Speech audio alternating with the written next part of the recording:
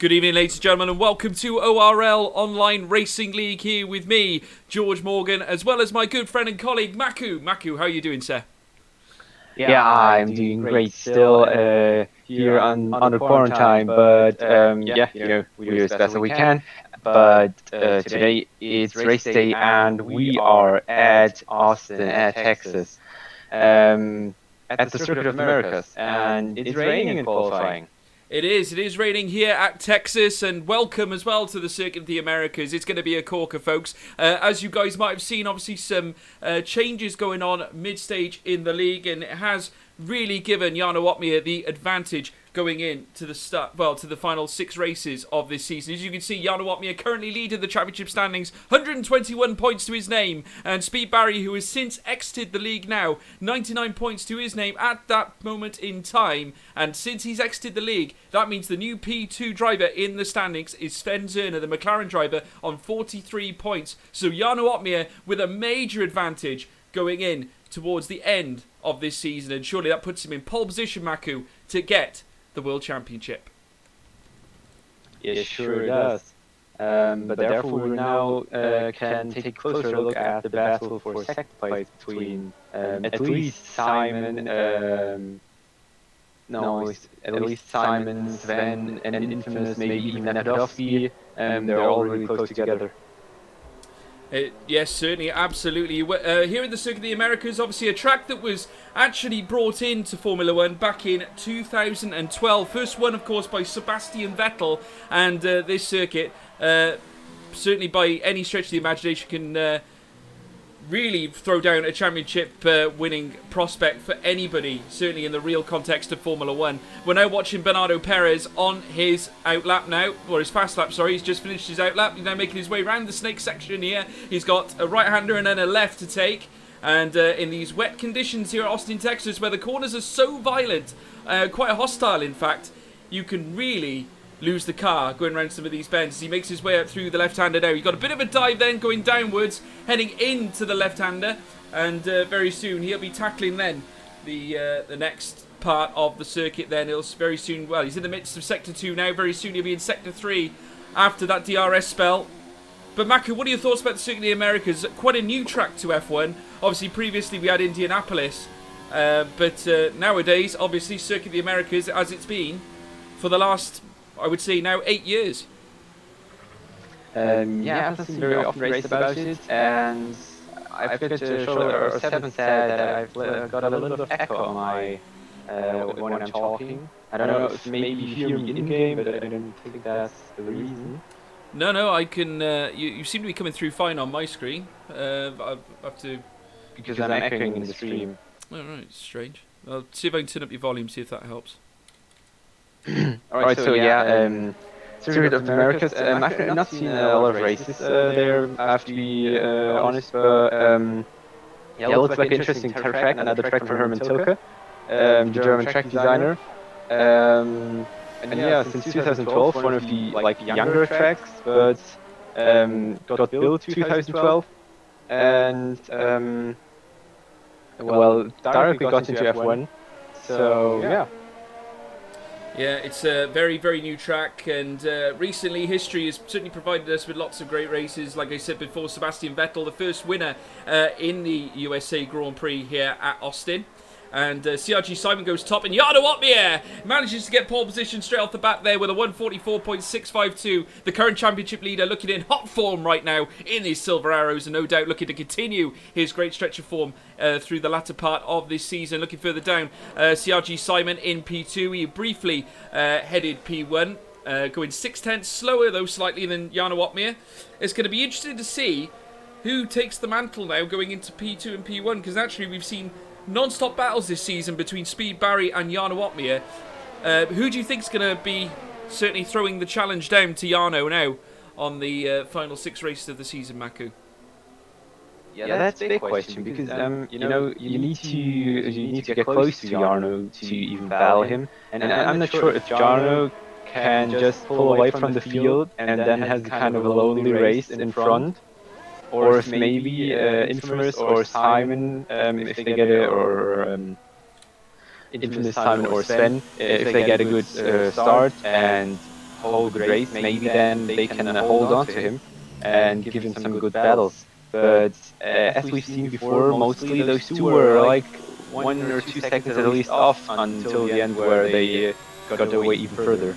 Absolutely. Just on board now with Danny Beresne, who hasn't been seen too much this season. No, he is back with us today here at Austin, and he's making his way around the snake section here of the circuit, just to see there Triton Matthias there going P3, now P4, sorry, because VSR Infamous 3/10 or just under 4/10 slower than Jarno Opmeer there, and Jarno still yet to be touched on board, but could this be the man to do it? Danny Beresne, obviously many of you have seen on the Esports Pro Series, would have no doubt witnessed the battles going on between the likes of Beresne and Jarno Opmeer, and certainly in many other racing leagues alike, and I'm sure this will be no different. We're now watching Danny Beresne bomb his way down this long straight now. Very soon he'll be met with a dogged left-hander here, almost turning back on himself. Got to be very cautious in the braking zone, and naturally he brakes just after the 100. Naturally this wet weather causing a few headaches, certainly for a lot of these drivers, as he makes his way around now through this tricky right-hander. It's almost like a double right.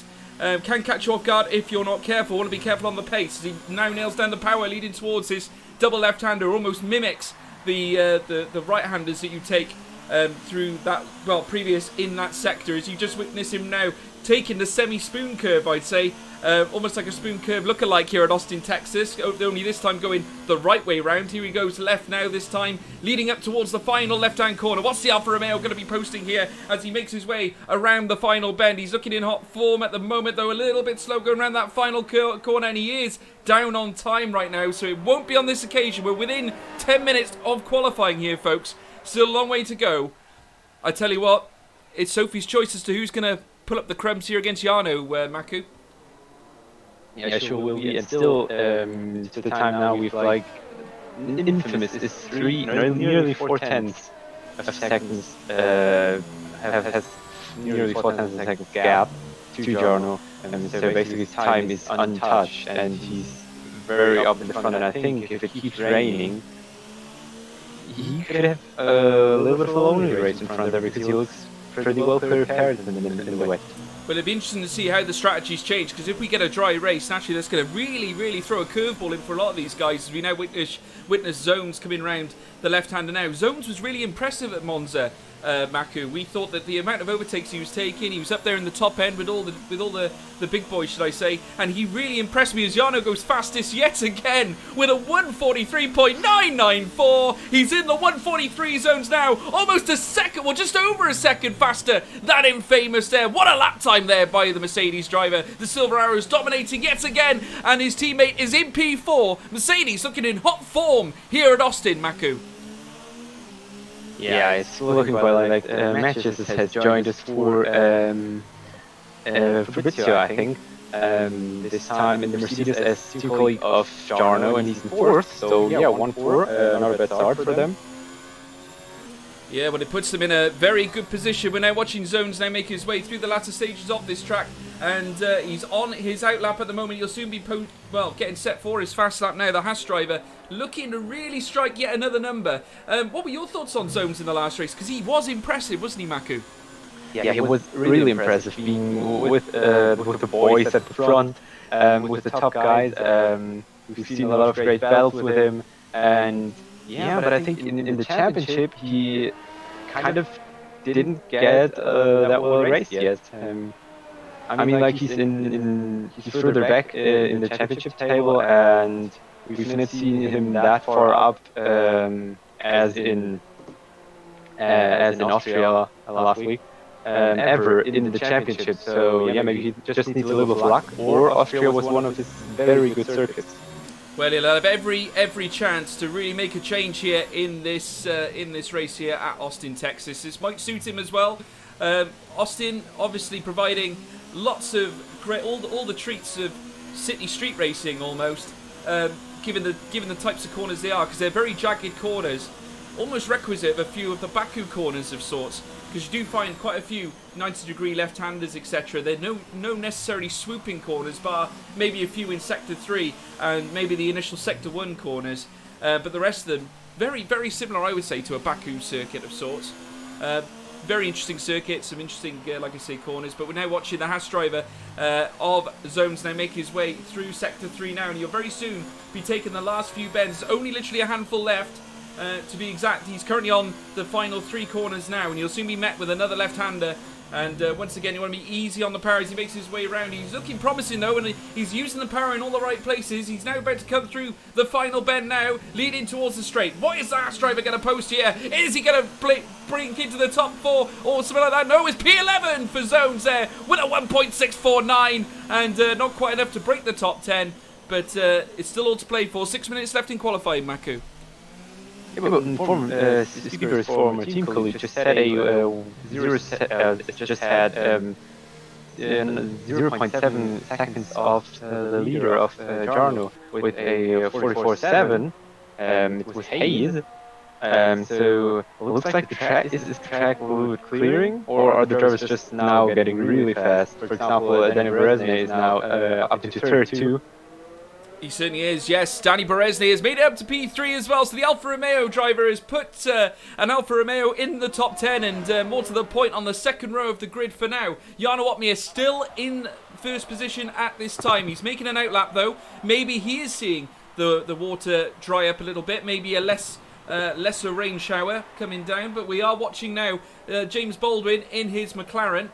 And we saw him last week in the special event that we had at Austria, and he looked pretty good, to be fair. He came in P3 and looked in good form, and I've got to say, certainly given the fact that he hadn't been racing on the F1 2019 game as of late, and he's getting into it properly now, we're really starting to see him crunch some numbers now, and I've got to say, it was a very, very good P3 effort from him at Spielberg. But now he's making his way around the latter couple of bends now here at Austin. What's he going to post as VSR and Famous? Go 4/10 slower, but James Baldwin there goes into the pits. But VSR and Famous nicking the P2 spot there off CRG Simon, and that relegates Danny Berezny down to 4th place as well. But like I said, everyone's still out and about. We've got Jarno Opmeer on an outlap, not to mention many of the others. We will have a flicker through some of the grids, because obviously Napadovsky also out on a lap right now. Let's see what the Williams driver can post as he's about to come into the pit, so he catches us out as well.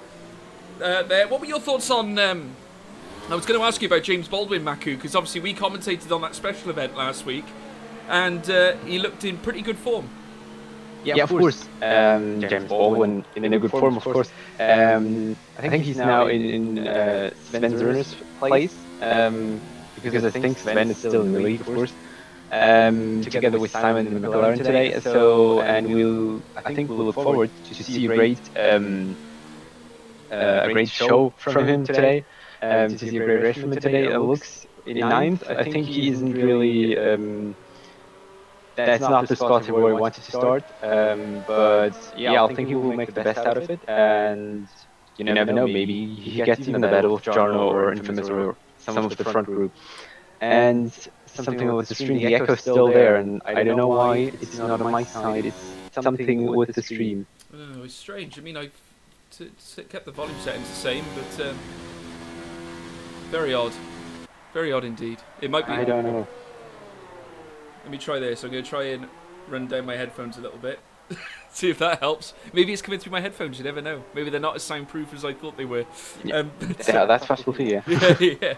But yeah, we're watching Jan Fieler now make his way around the circuit, and he's looking to post an improvement on his current lap time. He's just making his way around Sector 3 now as well, around the semi-spoon curve, as I'm now calling it, and I've got to say the traction's still looking a bit funny there. The Racing Point really having trouble making his way around this slick track. Naturally, when there's wet weather on a circuit like this with a lot of straight line speed in places, it can cause you a few problems, certainly when you're trying to negotiate your way around the corners. And he's just about to come across the line now, and it's already in the 147's mark, and I've got a feeling that's no improvement on his time there. So Racing Point with work to do going in to the end of qualifying. Triton Lehman as well in P17, and it's going to be interesting to see what happens to Racing Point going through this race. We still haven't seen Arsene Kardanov as of yet.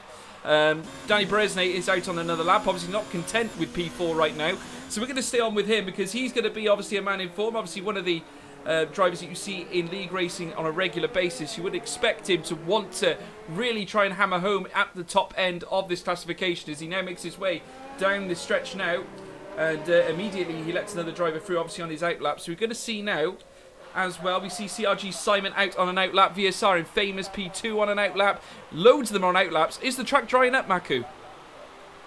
I'm not sure, but it's possible. the racing line looks pretty clear, and maybe they're just trying to get the best out of the track. And James Baldwin, for example, is now also looking for another lap. And yeah.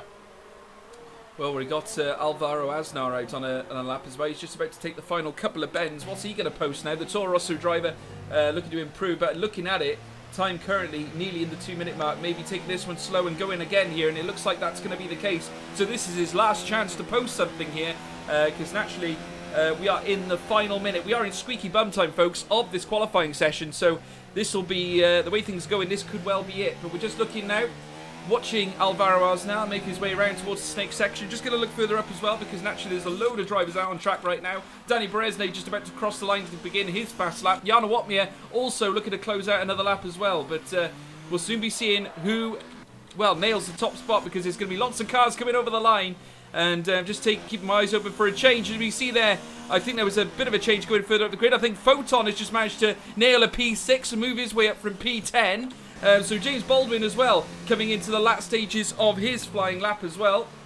So we'll keep an eye on him. The orange McLaren looking menacing here in Sector 2. And he's got a few bends to negotiate yet here in Sector 3. So we'll keep an eye on him now.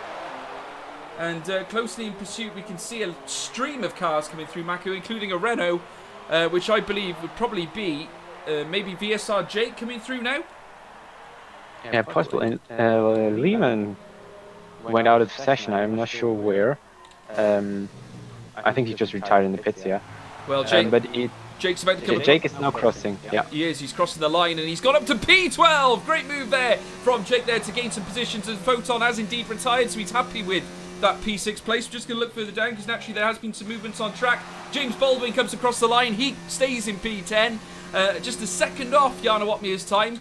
So not a bad lap from him. Just looking further down, we've got Danny Beresnay as well in P4 at this stage. Now he's going to be looking for improvement on this one now as he makes his way around the swooping right-hander now. Bernardo Perez has retired as well. He's got into P10. So great showing from the Williams driver to move his way further up the field as we now watch the Alfa Romeo make his way around the final bend here. What's he going to post? Here, Danny Beresnay in the Alfa Romeo. We see a Haas there in the wall. And Danny Beresnay, no change on his position in the classification. P4 it's going to be for the Alfa Romeo, second row of the grid for now. But let's not forget, there's lots of going on out on circuit as Triton Matthews makes his way around Sector 3 as well. These are going to be the last of the drivers to make it through. Napadovsky coming round as well. We could see yet another Haas making his way through as well. That's Brownie. And he'll be looking to post an improvement, as well as CRG Simon. So what's Simon going to post? Because he's been at the top end. What's he going to post here on his flying lap? P1 for Simon Vigang. 143.941. And he trumps Jan Watmir by half a tenth of a second, Maku. Phenomenal lap there from Simon Vigang. A really, really good lap. And yeah, but Jarno's... but I think he's trying a new lap. Is it Jarno? I'm not sure, because he's on 2 laps old intermediates, but he's now crossing the line too, so maybe could be a try, but... Oh my... Blimey! 143.922 and Yano snatches it back at the death from Simon Vigang. What fireworks here towards the end of qualifying here at Austin, Texas. The Circuit of the Americas not disappointing us again, folks. And we see Yano Watmir at the death, and he was right to go out one last time, and he trumped Simon Vigang from top spot, literally by a matter of milliseconds. What a phenomenal end to qualifying there, Maku. Yeah, but Simon does that often, kind of. It was in Great Britain he did it already. Just coming for pole position in like the last lap. I mean, this time it's not pole position, but 90 thousandths of a second from pole position is quite close. Yeah, well, this is your classification, folks, for the United States Grand Prix. Jana Watmir taking P1 for the Silver Arrows of the Mercedes. P2, Simon Vigang after nearly snatching it at the death there. VSR and Famous in P3. Danny Beresnay in P4. Hayes in P5. Photon P6. Alvaro Aznar P7. Brownie P8. Calcifer P9. Bernardo Perez taking P10. James Baldwin P11. Just got knocked out of the top 10 there. Matthias in P12. Nabadovsky in P13. Unfortunately, the rest we can't see because the screen goes dark, but...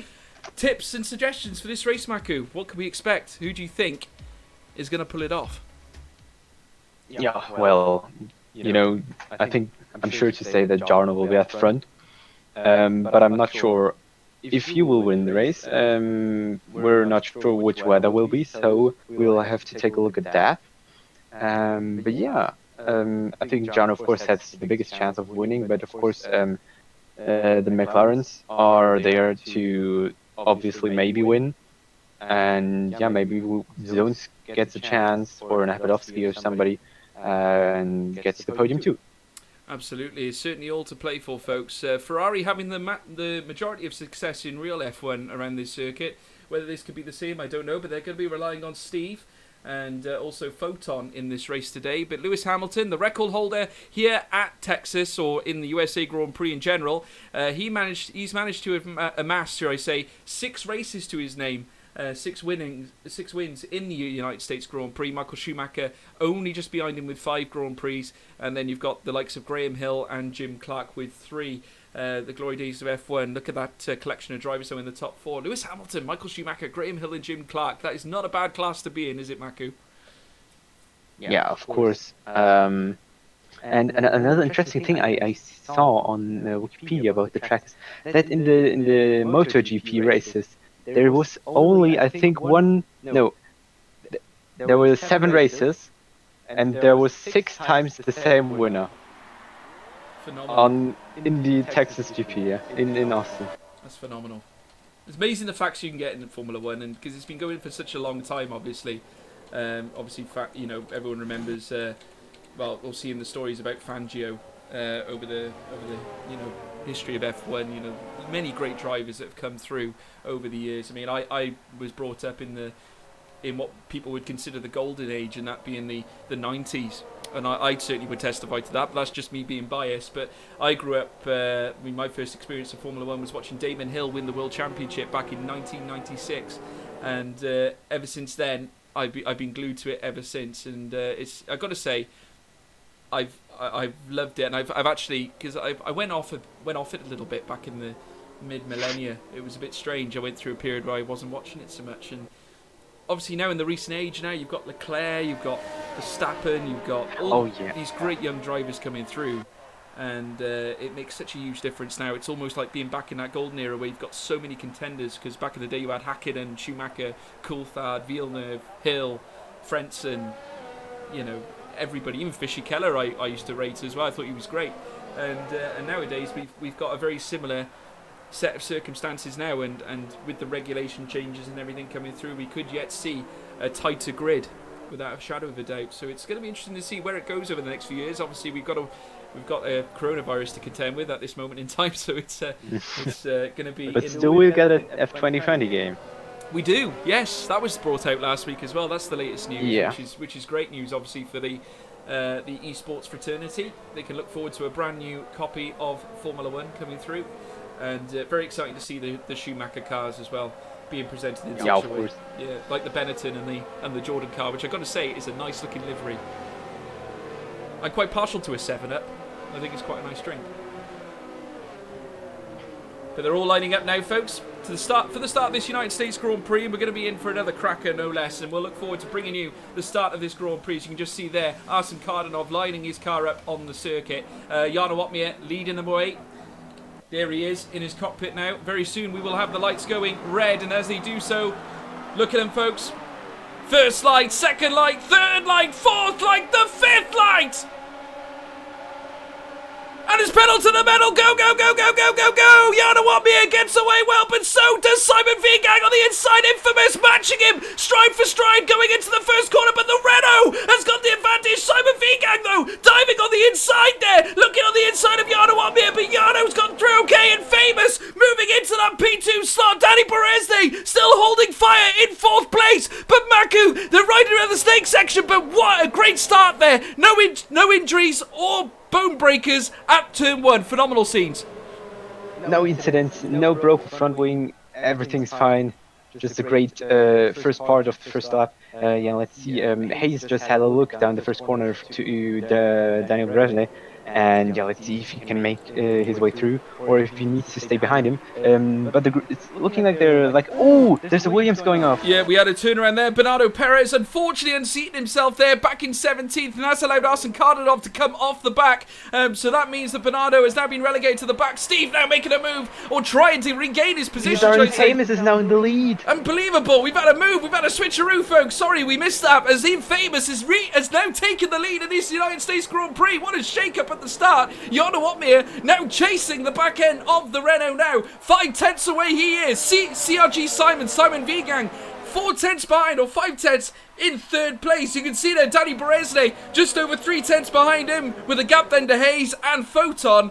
But what a shake-up, Maku. We've seen lots of switcheroos there. James Baldwin getting right up and close and personal with Brownie at the moment in P9. And you can see there, VSR and Famous, no surprise, setting the fastest lap, leading them round the first lap. And now they're going to make a move now, going round the first bend. You can see Simon Vigan getting awfully close there to the back end of Yana Watmir. He's literally just over a 10th Maku away from him, and he'll have every chance of making a move going into Sector 2, because we'll have that long straight going down the back. Obviously no DRS yet until lap 3, but we could still get a big shake-up now, and Bernardo Perez already up to 15th Maku. Yeah, of course, we've also Sergei Naprodovsky 5 places up, now in 8th place, right at the back of Alvaro Aznar, surely trying to fight. As we mentioned earlier, he could be someone to compete in the championship too, for 2nd place. But yeah, he needs to get the place. He needs to close into Photon after making now maybe a move on Alvaro, and he does it. Yeah, quite a simple overtake on the straight, even without DRS, so basically it wasn't that hard. Not at all. Yana Watmir is still trying to chase for that race lead. VSR and Famous pulling out 3/10, now 5/10 gap on the Silver Arrows for now as they make their way around the semi-spoon curve there in Sector 3. Very soon they'll be tackling the last couple of corners on lap 2, and they'll soon be starting lap 3. We've got lots of racing to bring you, folks, and this is going to be a corker, because naturally VSR and Famous knows now that he is in P3 of the championship. Obviously Sven Zerner moving up to P2. Yana Watmir now nails the fastest lap of the race with a 1:35.106. No surprises there early on in the race, but I'm sure that will change as the drivers move on to the softer tyres later on in the race. But as they make their way through the snake section, you can see now a gap forming between Yana Watmir and Simon Vigang now. There's over a second now separating those two. So the McLaren there, Simon Vigang, needs to find a little bit of pace there just to keep up with the Mercedes. Maybe not sure what the issue is. Maybe a setup difference. Naturally, you can find 10th after 10th, depending on what setup you do have. As Jan Fieler moves up to 16th as well. Steve has dropped back to P17. He is now 2 seconds behind Jan Fieler in P17, and now you can see further back now, Hayes now trying to close up on Danny Beresne. He's going to have DRS now going down the back straight here in Sector 2, and you can see the Red Bull there eyeing up the Alfa Romeo for a move here as we go 3/10 now, heading down towards the straight there. You can also see Napodovsky now making a move on the inside there of the Ferrari and Photon there. They're going toe-to-toe around that bend. He just losing a little bit of shape, and the prancing horse retakes P6. Not to be taken quite yet, Maku. Yeah, a little bit, braked a little bit too late, so yeah, needed to go the wider way around the corner, and is now in the back, but he's so close to him, to Photon. He's so much faster. Yeah, but Photon's also defending very well, so we'll see a great battle. But yeah, it's still fantastic how Infamous is keeping in front of Jarno. So Jarno has still some battle, having now DRS and still someone to catch up to, and it's quite a big gap between both of them. Well, we're just looking further down. Napodovsky once again going for another move there, and I think he might have actually got it, and he has indeed. He's overtaken Photon at turn 1, and they're making their way through the snake section now. So Napodovsky moving into P6 and looking good money for it as well. Like you say, he seems to have a lot more pace, and he certainly has managed to nail a few overtakes at the start of this Grand Prix. He's looked in good shape, Maku, I gotta say. Yeah, sure, and his next contenders are Sven, who isn't attending today, but the other one is Infamous. So basically, he needs to catch up to him to get a lot more points than him, to maybe assure the second place in the championship. But if Infamous can keep this speed up and can keep first up, he might even have a look for eventually getting first place in the championship. Maybe. Well, you never know. I mean, James Baldwin now managing to make a move here on Alvaro Aznar, unless those two have been battling it out. And James Baldwin actually made an impressive turn of foot. He was in P11 at the start of the Grand Prix, just outside the top 10, and he's managed to move his way up into P8, no less, on those medium tyres, looking really, really sharp on them as well. Interesting to see that the tyre compounds currently on track right now. Only 2 sets of soft tyres currently on the track, with that one set being Infamous, who's currently leading the Grand Prix. Naturally, the tyres keeping him in P1 right now. 7/10 separating him and Jarno Opmeer, which is about the time gap you'd expect between the mediums and the softs. Looking further back, Napadovsky, the other soft tyre compound driver, he's in P6. But struggling to stay away from Photon. Photon managing to still withhold that half a second gap. Now it's, well, more like 8/10 now. But they're still looking really, really tightly bunched together. And James Baldwin is looking menacing as well. He seems to be driving really, really well on the medium tyres, should I say. And he is now closing on the back of Photon now, Maku. Could he be challenging for P7? Of course he could. I mean, Photon just had the challenge with Napadovsky. So yeah, maybe having crash again makes him make a mistake or something, and that's what you always have to look for as a driver. You know, overtaking is just the art of being patient, waiting for mistakes from the others, and yeah, maybe getting then the better exit, or the better racing line, to just pass it. Certainly is. Just looking further at the field, because that gap between Jarno Opmeer and Infamous is being closed slowly. You can just see the silver arrows there getting closer and closer to the back end of that Renault, and Infamous knows that eventually those soft tyres are obviously going to degrade, because obviously the compound tyre would probably last between maybe probably around about 8 laps, I would have thought. You might be able to squeeze another 4 out of him, but it might be tough going around this circuit. Certainly the corners can be a bit testy, and certainly if you're adding power, that can only degrade your tyres further, as Danny Bereznik gets caught with a 3-second time penalty for multiple warnings. Around this circuit, it can be very easy to do, especially around the snake section, where you can hop off track quite easily, you know, if you're not able to control the car. It's very similar to the likes of Maggots and Beckett's, I suppose, Maku, because you get the sweeping left-handers, right and left, haven't you? Very, very quick. Yeah, it's nearly the same, but I think it's just here even more of these asses of these snaky corners. It's like 7 or about that corners where you just go left, right, and I think it's even harder in the rain to get through this section right and really fast. Well, it's going to be interesting to see. I mean, like I said before, the strategies for this race, because it was a wet qualifying session. Now we're in a dry race. It'd be interesting to see. I'm wondering how many drivers actually started with dry setups on in qualifying, obviously hoping for a dry race. Maybe that could offer a little bit of an advantage to many, as we now see Jarno Opmeer getting very up close and personal with the back of the Renault. That DRS still gaining him a little bit of time, and Simon Vigang has managed to claw back that from that second distance back from Jarno Opmeer now, and it's now into 5/10.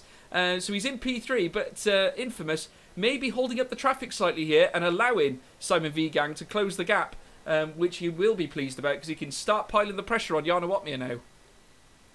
Yeah, maybe it's also something of a tactical decision. Matches and Kosover just had a little battle, but Kosover had to slot back behind Matches again. And Matches just got really wide. But yeah, interesting to see battle between them now with the DRS open. Let's see. We certainly will. They're now heading in now to the start of Sector 1. You just see James Baldwin moving up to P7 there. He's really showing pace on those tyres, though Photon is probably giving him a little bit more pressure.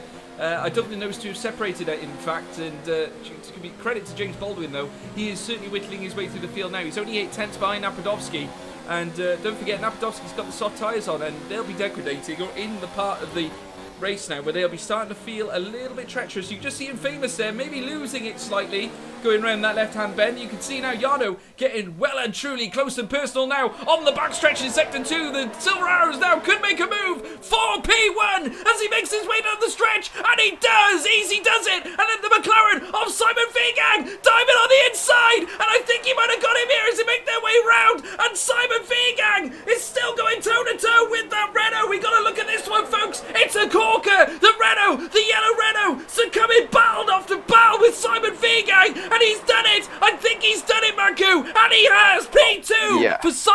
Gang. A real great battle. Just toe to toe, maybe a little bit touching of the tires, but no damage. No real incident between those two. Really clean racing. So, but Infamous is going for the pits. He is. Yeah, I'm not. To be honest, I'm not surprised. I would imagine. I did think that those softs were starting to fall off slightly. Naturally, they're looking to pit now around lap 7. I thought it might be lap 8, but it's lap 7 that they're going to be making those changes. They're going on to the medium compound now. So it'll be interesting to see where they come out now. It's all based on strategies here, folks. We are in lap 8 of 28 now. And Simon now has only got to worry about Jarno Watmir, who's dead ahead of him. Though Danny Bresnay, all of a sudden, as I say that, is only 8 tenths behind Simon Biergang. So he's managed to claw back a hell of a lot of space. And he's looking menacing, Maku. Yeah, of course.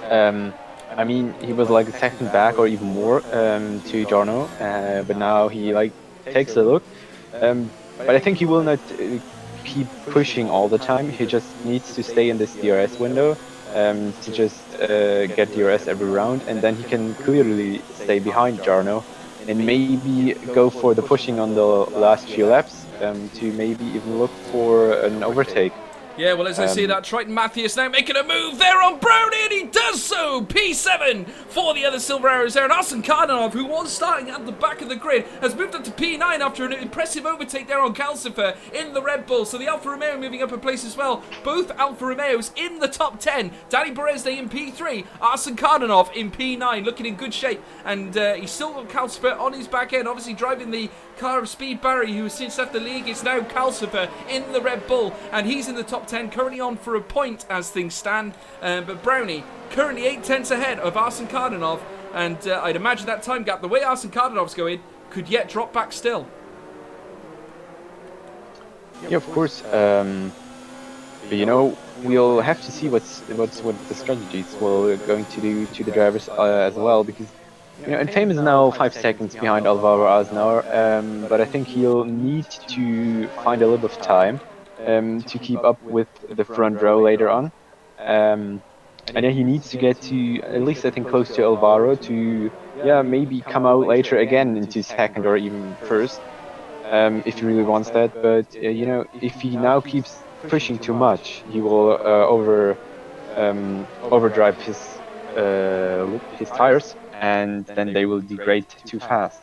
He will, and that grip is crucial, certainly around this circuit, and certainly when you're trying to make moves on your competitors. We now see CRG Simon getting closer to the back of Jarno Watmir, not yet making a move, obviously early days yet, but Danny Beresnay hot on his heels right now, 4 tenths separating Simon and Danny Beresnay, and in behind him as well, Hayes, let's not forget him in the other Red Bull car, 4 tenths, well 3 tenths now behind Danny Beresnay, so we've got a bit of a 4-car battle, or a 4-way dance as I like to call it, going around the latter stages of lap 9 here. They're now making their way around the semi-spoon curve, and you can see that CRG Simon in the McLaren there, getting still tighter and tighter to the back of Jarno Watmir. They're all on 8-lap-old tyres, so it's very, very level footing at this stage. Still a long way to go, folks. We're in lap 9 of 28. Long way to go yet. They're about to start lap 10 now, as James Baldwin has been given a 3-second time penalty. He's in P5 and looking in good shape too. He's moved his way all the way from P11 up to P5. Naturally, we have seen a few pit stops, but still, the overtakes we've seen, he looks in great form. And I've got to say, after Austria, I would be surprised if he's gone with a dry setup, hence why maybe he lost time in qualifying. Yeah, so let's have a look at that. He needs to still catch up to Hayes. I think over time it could be possible, especially with Hayes and Beresnay and Simon battling. But of course, you need also to take a look at Foden, always keeping the pressure on James, being behind him. But yeah, let's see how this front group forms further on in the race, because especially when the three behind Jarno keep battling, you know, Jarno might get away, and they might not be able to catch him up again. No, and let's not forget as well, VSR and Famous still currently in the net lead of the race if you consider tyre strategies, because they have already pitted and they've only done 2 laps so far on their medium tyres. He's currently 3 tenths behind Alvaro Aznar. So if you look at it in total, probably being separated by no less, I'd say, than maybe 10 seconds, if that, maybe 10, 12 seconds. So, you know, they're not far away, and certainly when the pit stops come into play, and in Famous, if he can keep up the time gaps or at least whittle them down, we could very well see Infamous retaining the lead of this United States Grand Prix. That early pit stop could have made all the difference, but we're now looking at Simon Vigang now with the DRS open. He's 4/10 behind Gianna Watmere. Danny Berezne just in behind. You can see Hayes there as well in P4. So it's a four-way dance, as I said before. They're still very much in the fight. And these four are going to be leading their way around the snake section now here in lap 11. And like I said, very, very tricky part of the circuit. As you can imagine, grip is of the utmost importance going around this sector. And like Maku said, when it rains, you can very easily lose grip. So I bet they're glad that they've got dry conditions here today. Unless they've got a wet setup on, of course, which does throw a few complications. But then you'll like stick to the ground as I rock through the corners. Will give you extra grip, but of course takes you the speed out and the straights. It does. You lose straight line speed going certainly down this straight, for example, here in sector 2. It's very, very tricky. But I'm just looking now. Simon always gets close on these straights, especially on this one. He gains really much time in the end on Jarno. So maybe Jarno has the more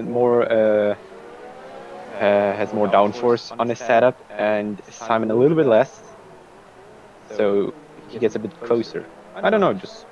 It could well be. It could well be. I mean, it's interesting. I mean, you've got to be prepared for anything going through qualifying. I mean, it was interesting to see that Jarno went as quick as he did and managed to snatch it at the death there. You do have to wonder whether he did apply that little bit of extra downforce on his car just to make going around the S-bends a lot easier to tolerate. But he's about to come up now to commence lap 12. And we're not even at the halfway point yet, and we've still got a long way to go, so there's still going to be a lot of battling left to do. So strategy is certainly going to come into play here. These four cars have not been separated just yet. We're just going to look further down because Jake is getting right up and close with the Red Bull of Calcifer in P10, Maku.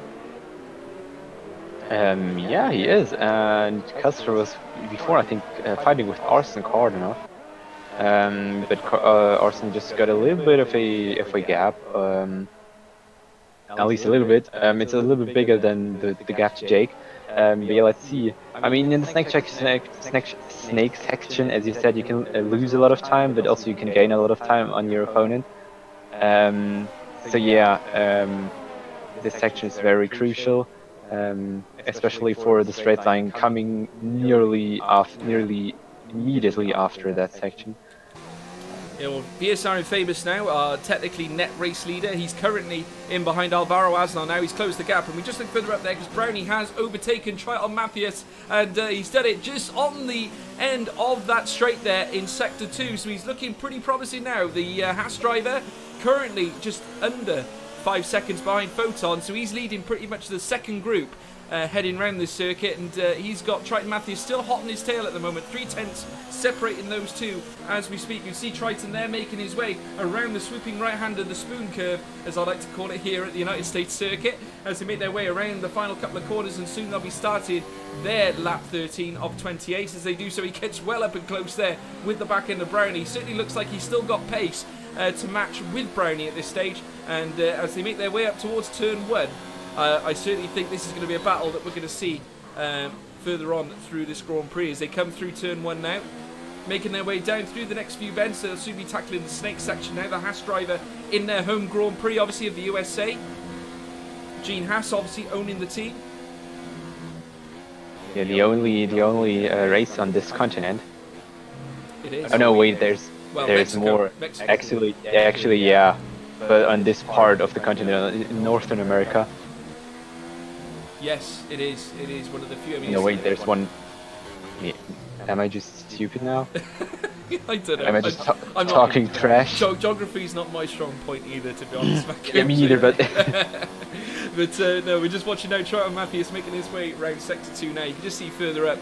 Danny Berezne is still half a second behind Jarno Otmir, and I just missed that. CRG Simon actually made the crucial overtake, and he is now taking P1. Jarno now dropped the P2, and we did say that Simon Vigang had the measure on Jarno. He was maintaining that gap, and it only took a DRS slipstream for him to make that crucial overtake. Now, where's this going to sit the battle leading towards the end of this race? Because it could cause A complex change in the classifications going further down the line, as you can now see Danny Berezne swooping into the pits now, looking to get that tyre change straight away. Now, it does make you wonder what sort of strategy he's going to be going out on, because at this rate, they are at the halfway stage, he's going to be putting 14 laps on those soft tyres, Maku. Yeah, he needs to, but I don't know if it's possible. Well, we saw because 14 laps on these soft tires through the snake section, he'll be flying from the track like into every barrier existing. But I don't know how he'll want to stick on that, because he drove 14 laps on the mediums. Well, that's okay, but 14 laps on softs, no, I don't think that's possible.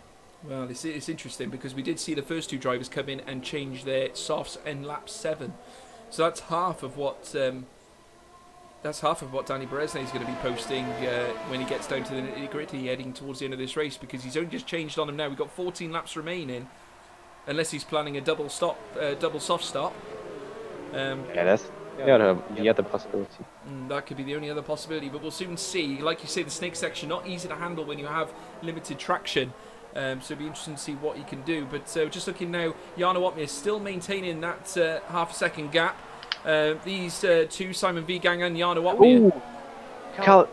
Yes, it was Calcifer. Calcifer went. And someone else, I think Infamous. Oh no! Infamous went to the out of the track after the. That's the front wing. That's front wing gone. Yeah, VSR Infamous. Yeah. That's not good. He was leading the Grand Prix, and now he's missing a front wing, and that means he's got to pit again. And that's not good news for VSR Infamous, because that means he's got to pit now, and no doubt put a fresh set of medium tyres on, because I can't imagine you'll want to go on the softs unless he does so just to wing it. I'm not sure. Sorry, pardon the pun there. But he has, in fact, that was a bit cruel, wasn't it? I shouldn't have said that, just to wing it. Well, a lot of pit stops now. Yeah. A lot of pitting on the softs.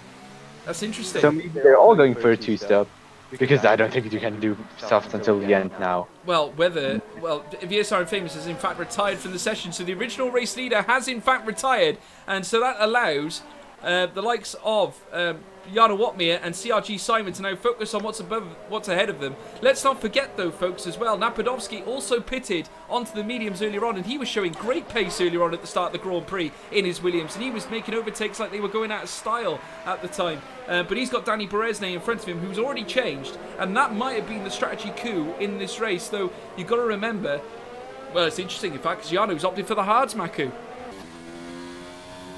Yeah, but that could be kind of making sense, because he needs to take two different tires, and he wants to drive until the end, and the softs won't last until the end.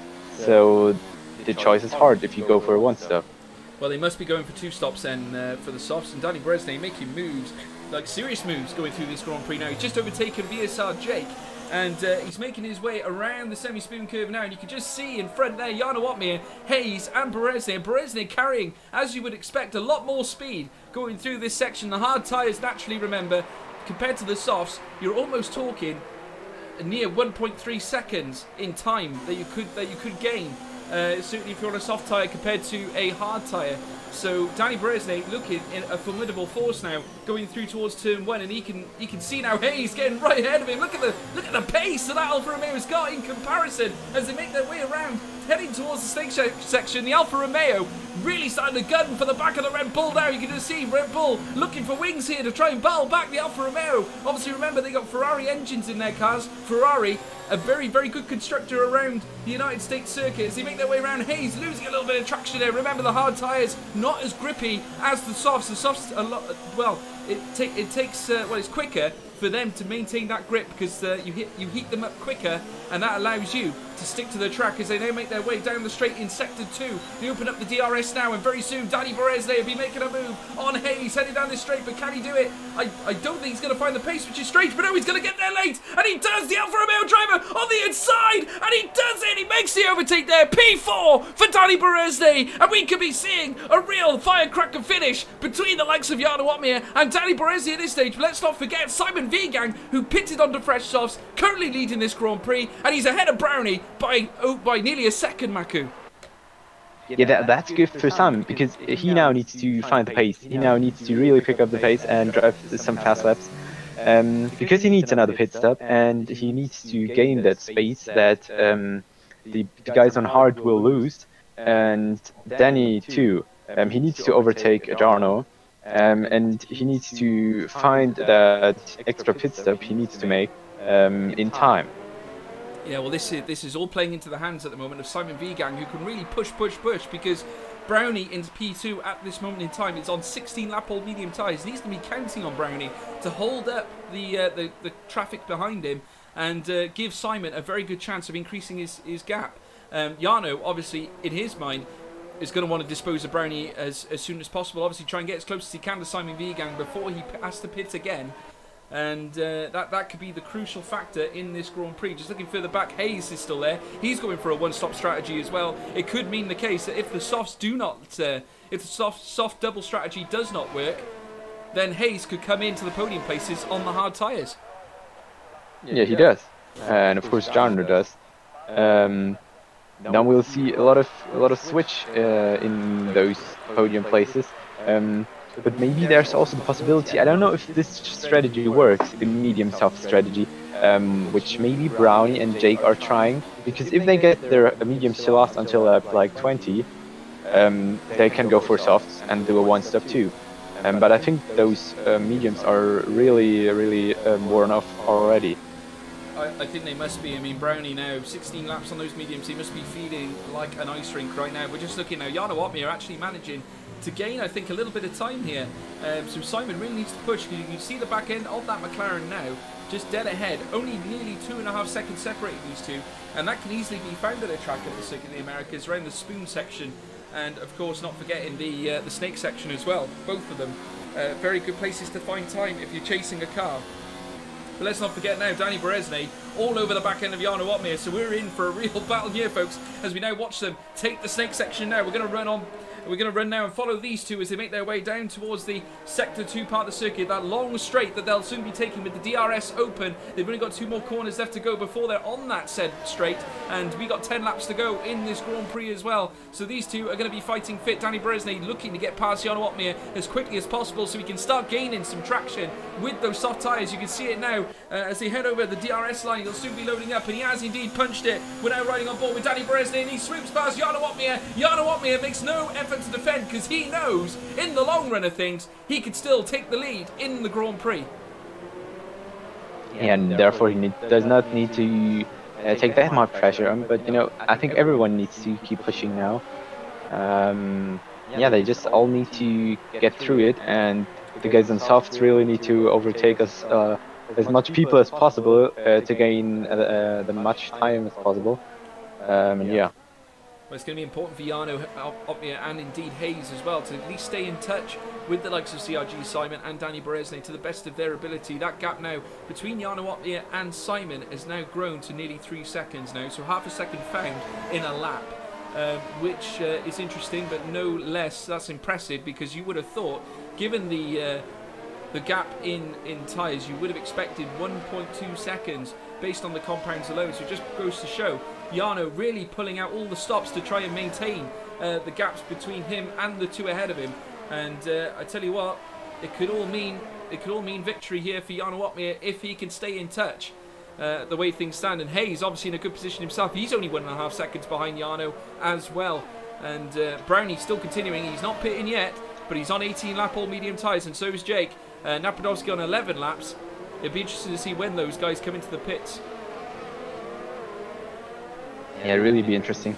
And I just need to tell you something, because I earlier said that the American GP would be the only GP in America, but you know, I don't know how wrong I was with that. You know, there's Mexico, there's of course Brazil, and what is more northern than America? It's Canada. Yes. So yeah, basically, yeah, I don't know what I was thinking there, but did we take a beating in the comment section for that one?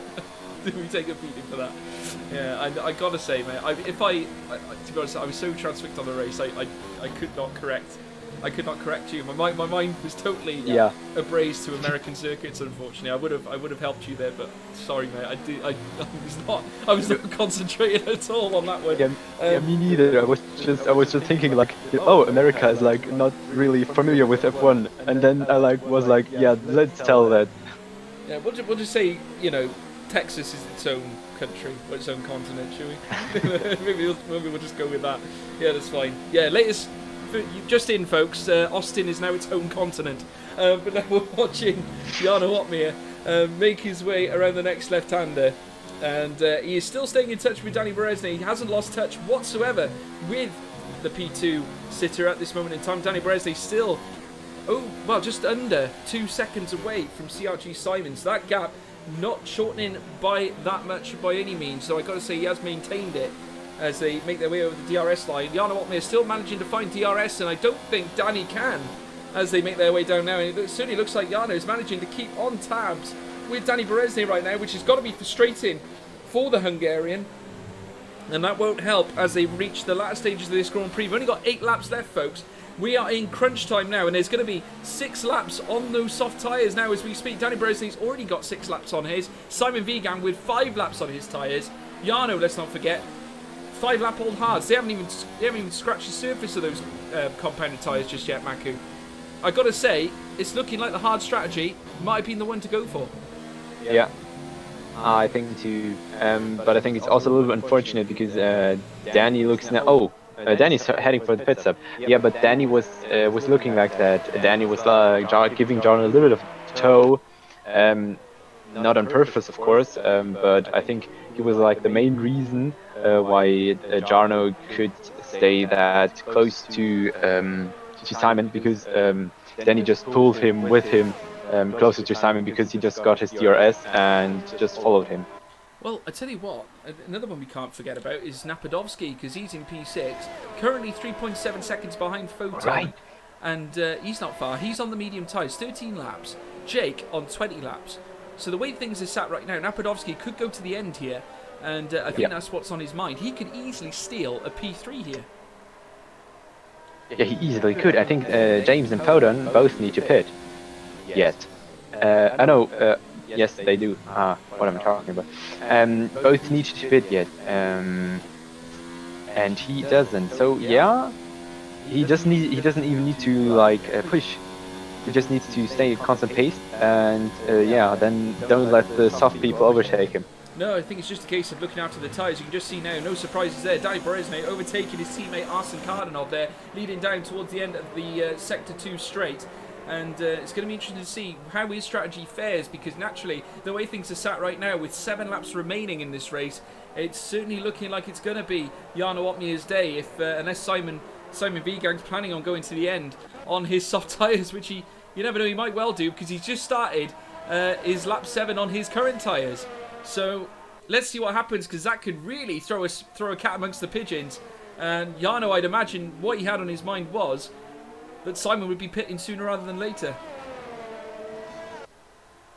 Yeah, possible. But it's also the question what Simon wants to do. I mean, going for more laps than he...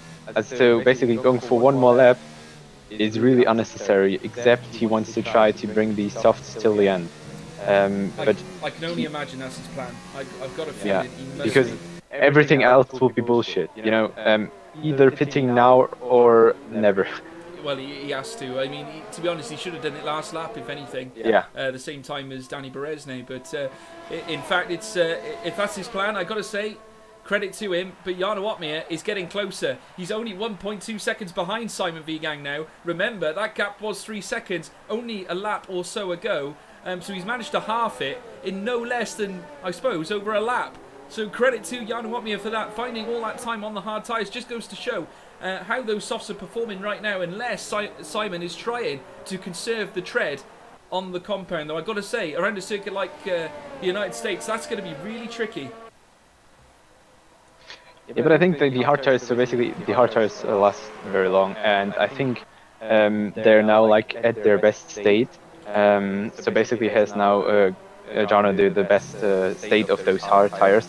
think they're now at their fastest state because, you know, I think they lost at least 25 laps on this circuit, and on the 50%.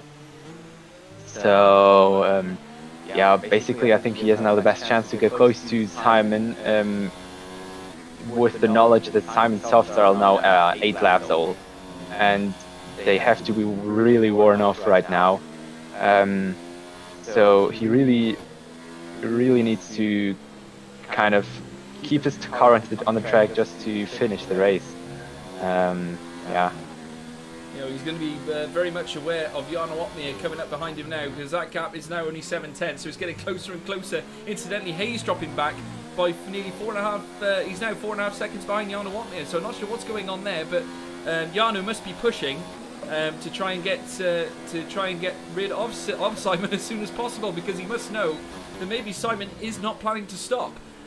So maybe that explains the shortening of the time gap. As you see now, Photon has made a move there on James Baldwin there, and you can see James Baldwin still very much behind Photon. Remember, James Baldwin has now managed to claw the time gap. He's on 8 lap old softs, and he's managed to claw back at Hayes. So we're starting to see the Ferrari of Photon and James Baldwin, last year's champion, is in the mix here, Maku. Yeah, he might want to cheer up the front of 2. Yeah, let's see if he can get close to Hayes, because he's also on 8 laps old soft. So yeah, these tires aren't really the best ones. Hayes has his hearts, not good tires, but you know, with 9 laps they look exactly the same kind of as they were at the beginning.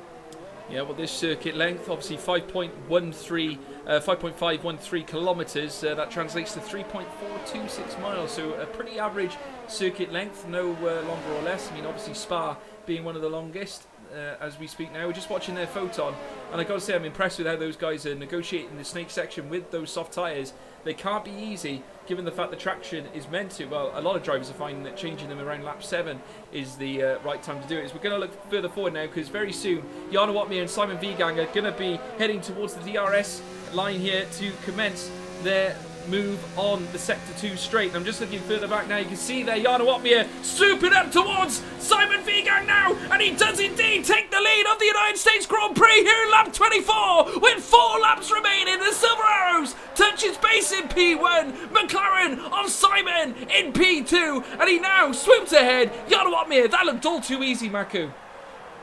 Yeah, that looked very easy, especially for the tire difference, like hard to soft. You know, actually Simon should be flying away from him, but no, it's Jarno who's flying away. I mean, of course, he's a very, very fast driver, but this tire difference should be really be more visible.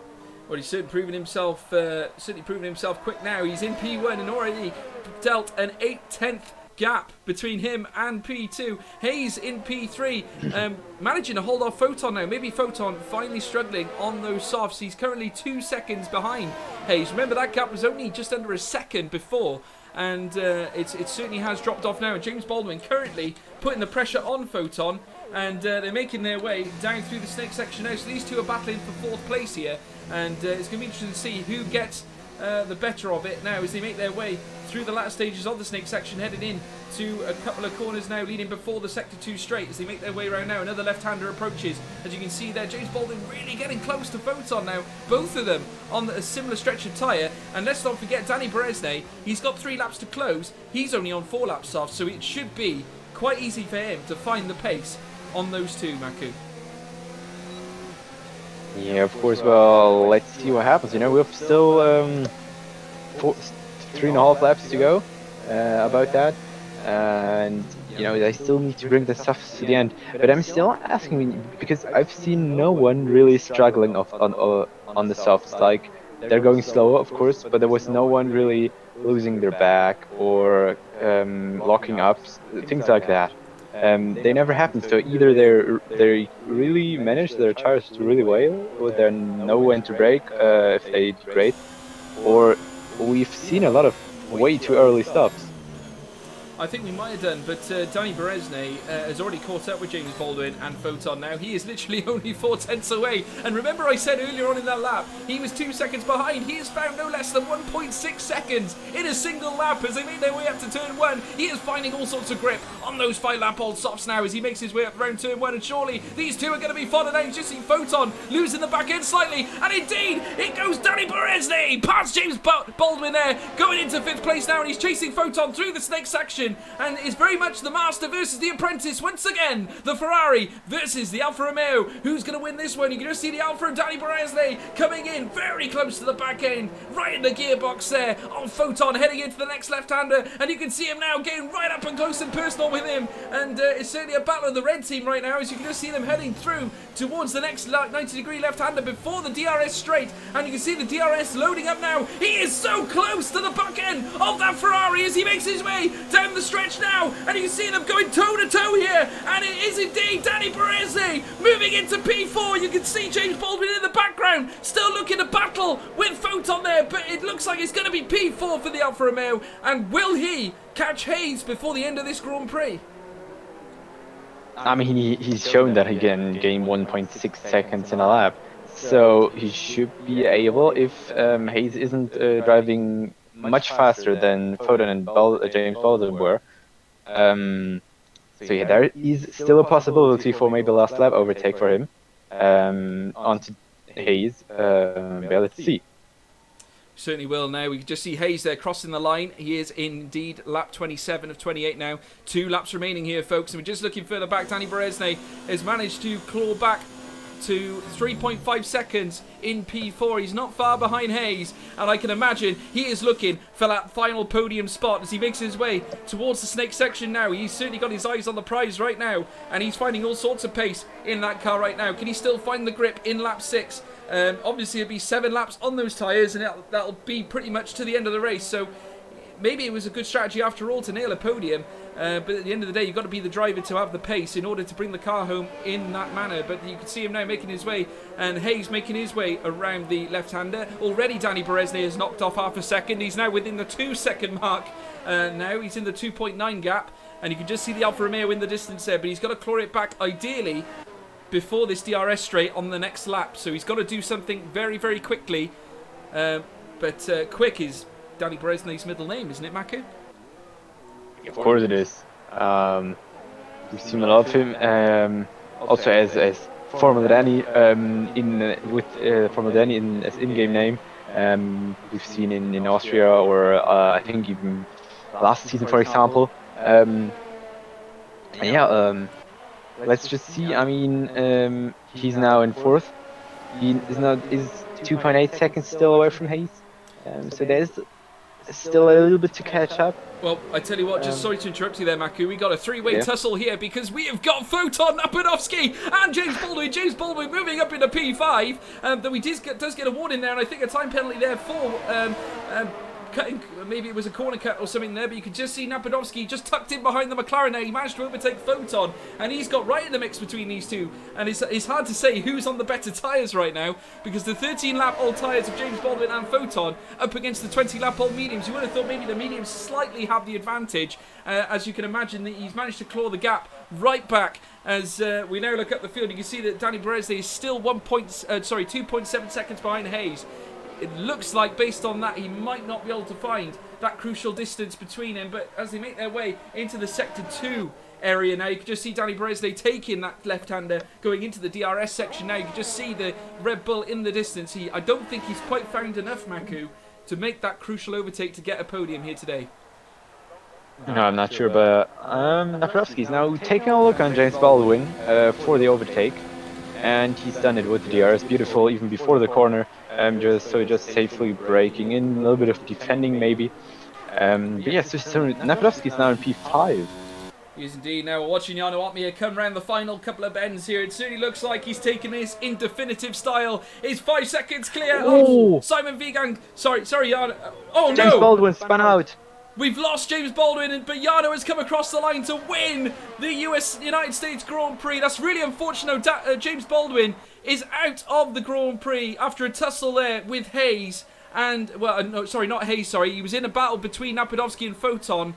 Simon Vigan comes home in P2. Hayes, after a great performance, helps Red Bull into the podium places yet again. Danny Beresde, after a real quick spit of driving there, overtaking everybody in sight in the last stages to claim P4.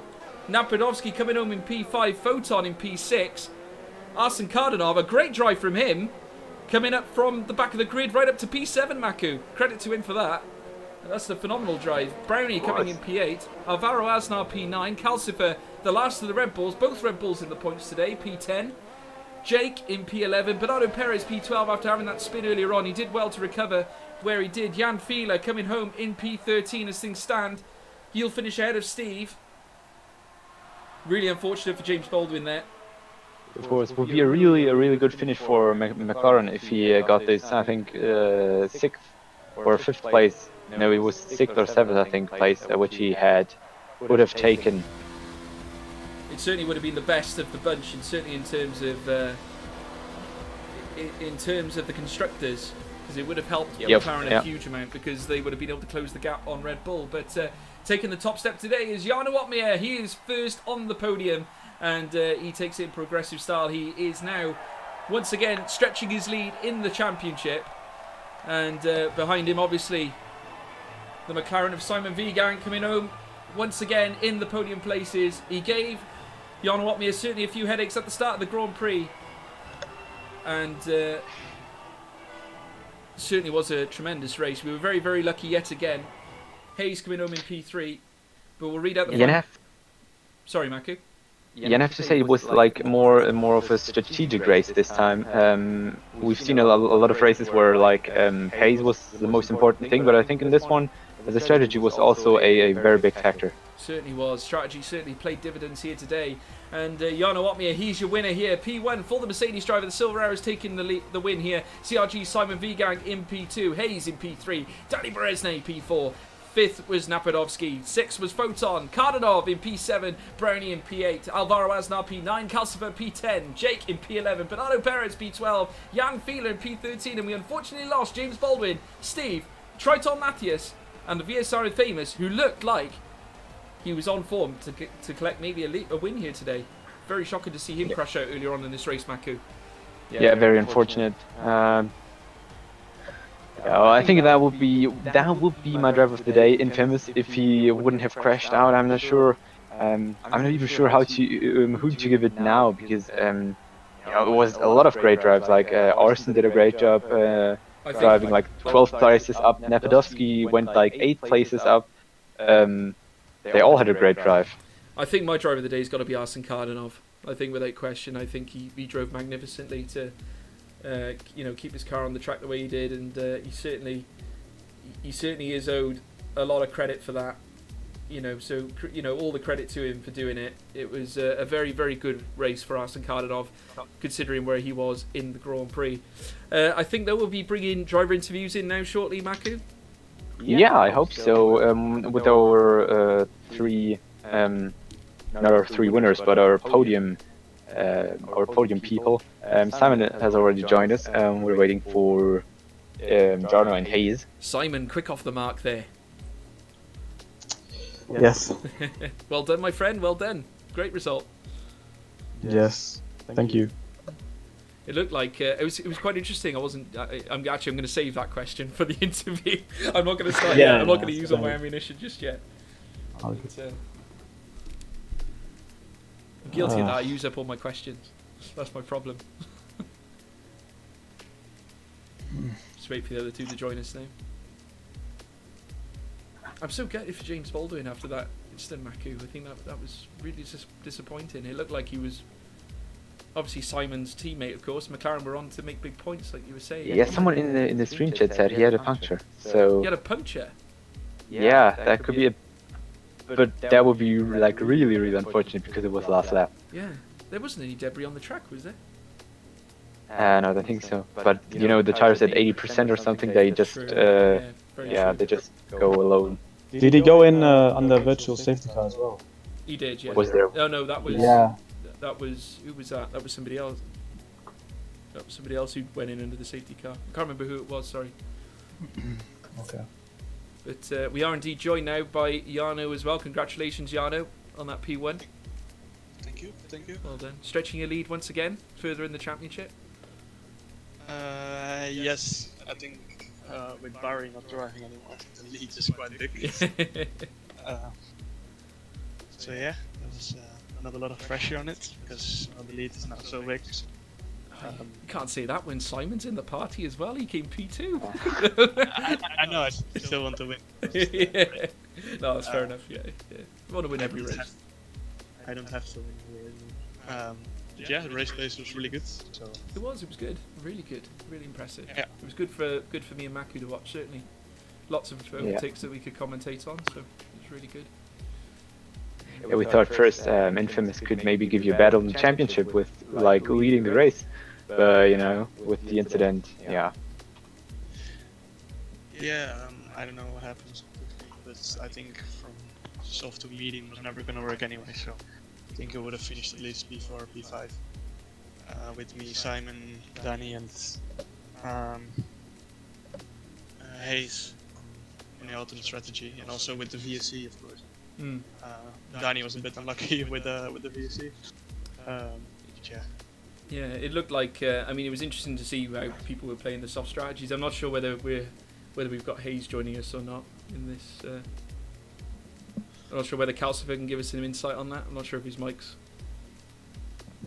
Yeah, about what? Any news on is Hayes coming to join us as well? Or? I don't think so. No. Yep. Did you want to bring P4 in? It's Danny. Yeah.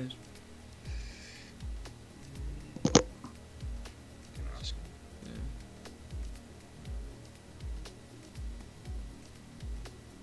I think he deserves a bit of credit for making all those overtakes at the end. Dude, the freaking car of Asna nearly. What the heck? The car was completely decent. Yeah, for me as well. I almost crashed because of that. Yeah, on the last lap, I think, or the second last lap, I was like 1.5 seconds because I was just stuck behind it for the whole last second. Yeah, same. Yeah, he had X behind his name and suddenly he came on the track like really dangerously. East Coast. It was weird. Although he finished like 7th or 8th. Yeah. But it was enough, so I couldn't move ahead of him because of the penalties. Yeah.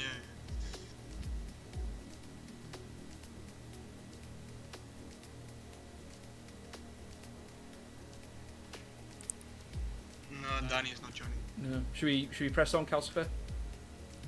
Yep. Yeah. I guess so. No problem. Okay. Well, we'll start with the P2 sitter, Simon Vigang. Credit to you, Simon. Obviously, it looked like you were going to try and go all the way on those soft tyres. Naturally, obviously, I can imagine them being quite tricky towards the end. Give us some insight on that, of course. How did the race go from your perspective? Well, it was the wrong call. Ironic, actually. I mean, in esports, I went on the hards, which I didn't want to. Now I had to, and I didn't go. Yeah, I mean, what can I say? The race was good. I mean, the fight would have probably lasted until the last lap, but and for some reason I had a gap to Jano coming out of the pits for like, I don't know, it was like 2 seconds or something. I don't know why. So if I had been on the hard tires, it would, I don't know if I would have won, but would have been a better position. And yeah, the softs were awful. I had to nurse them since I came out of the pits. I just did quick math in my head. I was like, nah, it's gonna be really close, and I just didn't wheel spin at all. Went like a second slower from the beginning, and I was like at 75% at the end. So yeah, I mean, I'm quite happy with P2. Yeah, GG to Jano. Good. I mean, to be fair, all season you've been up there chasing the likes of Speed Barry and Jano Watmir. You were in, you were up there with the best at the start of the season. I suppose it's great comfort for you now. You can really start, grit your teeth, get stuck in, and actually tangle with Jano now and try and push for that P1 because it certainly seemed that you had the pace for it at the start of the Grand Prix. Yeah, but he was the better man. Yeah. Well, don't give him too much praise. His head's big enough. He's already won nearly every Grand Prix this season. Yeah. No. Credit to you though, Simon. I mean, it was a great watch, and I got to say, you gave us a good show there in P2. Maku, did you want to say anything as well? No, not yet. No. Jano, P1. Thank you, Simon, as well. Thank you for that. Yes. Jarno, P1 on the day set, cracking result once again, extending your lead in the championship. When's it going to end? I hope never, to be fair. Yeah, talk us through it, because obviously it was a good race from your standpoint. You showed some incredible pace. I think it was actually mentioned a few times in the comments that it was amazing. Towards the end of the race, you had those hard tyres on and you found what you found. Obviously, I'd imagine you were sort of taking advantage of the fact the soft tyres were wearing off towards the end. Yeah, I already knew from practice that the hards really suited me. I was really fast on the hards compared to the softs and the mediums. So yeah, straight away with 40 laps to go, obviously we had to make a very fast decision. And I wasn't sure if it was the right call, but the balance felt really good on the hards. Made it work at it. Yeah, so it's interesting to see the strategies. Did you ever think in your mind that you might try a soft strategy, or did you always have in your head that the hards were the choice? No, obviously the VSC made me make that decision, because originally I was going to do mediums to soft. Right. Simply because the softs are really fast for a certain amount of laps and they drop off really aggressively. So yeah, Simon obviously pulled quite a big gap in the first few laps, but then in the end the softs were completely dead. So in the end, the right decision for me. Yeah, the right call. Certainly the right call. So obviously we got only a handful of races left now this season. You must be feeling, comfortable going in towards the end. What are your thoughts of the rest of the calendar? Is there any eyes you've got on certain tracks to claim real points, or do you feel quick at every circuit we've got left? Yeah, I feel good on all the tracks apart from Brazil maybe. So I have to put some practice in for that one. But yeah, all the tracks I'm very confident in, so yeah, I'm happy about it. Yeah, because the run into the championship now, we've got China, Australia, Germany, Canada, and then the grand finale of Brazil. Same question to you as well, Simon. How do you feel about those tracks? Because naturally I could see it. Obviously you two are currently towards the top end of the championship. VSR and Famous is there as well. Let me get your feelings on those tracks as well. Is there any particular ones that you have your eye on as well? Not really. No. No, not really. I like them all. Yeah. Strategy-wise, it certainly seems to me that you both nailed it today in some way, shape, or form. I mean, in some lateral sense, I'd imagine, like Jarno said, when the VAC came out, it did cause a bit of a loophole. Did you think to move on to a hard strategy at all, Simon, or was it? No, actually I didn't think about it. I was like, I'm just gonna come in, and I just didn't even look at the lap count really. I don't know why. It was like, I thought it was like a bit higher, like 18, 17, but it was 15. And when I came out, I was like, it's gonna be a stretch. So no, I didn't think about it for some reason. It was just so quick, the decision. Well, I got to say you did a tremendous job, and so did Jarno as well. Both of you, terrific work on the day. Gave us lots of action, and we really do appreciate it. So we'll look forward to seeing you battling it out at China next week, I believe. So it's going to be a good one. Yeah. Well, we'll catch you guys next week. Thank you, guys. Appreciate that. Thank you. Cheers. Thank you everyone who watched here this evening here at ORL Online Racing League. It's been an absolute pleasure bringing it to you here. Myself and Maku, we've enjoyed it, haven't we, Maku? Once again, we always enjoy it every week. Yeah, of course we do. I think we had a little bit of different joy this time because it was a lot more strategic this race, as I said before. It's always they're the best guys are racing here, and yeah, it's always fun to watch. I'm going to bring my Atlas with me as well next week, just so we don't confuse any Asian consonants when we go to China. But no, it's been an absolute pleasure, folks. I'd like to thank everyone for watching here tonight, and for everyone who actually contributed to the top chat as well. It's been really interesting reading through all your comments. We have been reading through. Always great to get your insight as well. Just to say, please show your support to ORL. Please, obviously, throw a like on the video, and don't forget to subscribe to the channel as well. Once again, I have been George Morgan. He has been Maku. Thanks for watching, folks. We'll see you next week at China. Goodbye. See you next week.